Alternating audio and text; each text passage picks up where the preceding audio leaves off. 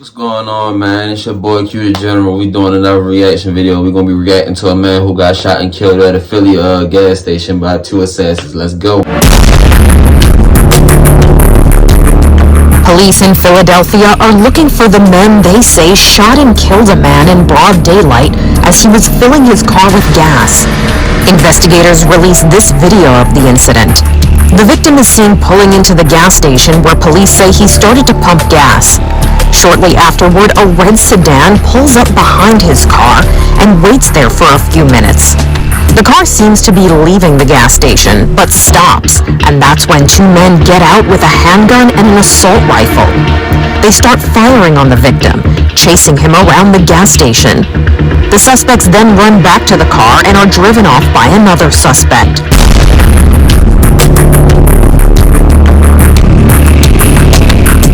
According to reports, the victim was a 30-year-old man and a father of a young daughter. The vehicle is a 2009 red Mazda 3 with New Jersey license plate V62PWX.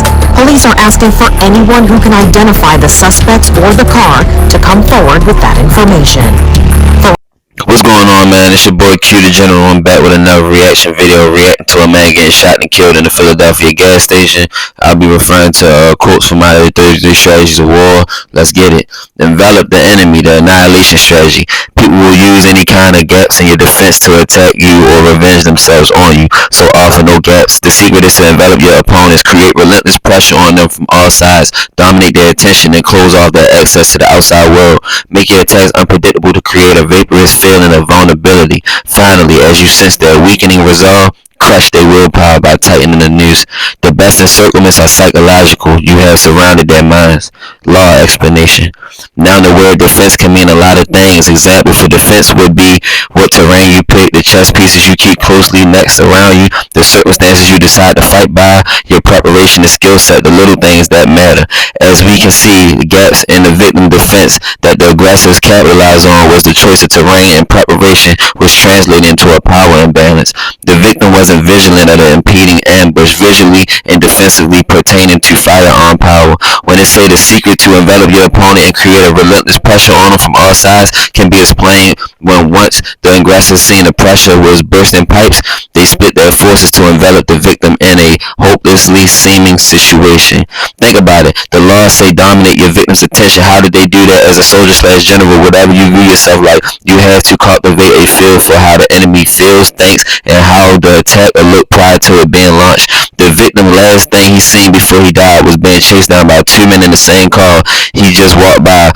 That was scary to a typical person who wouldn't have been vigilant enough to peep signs.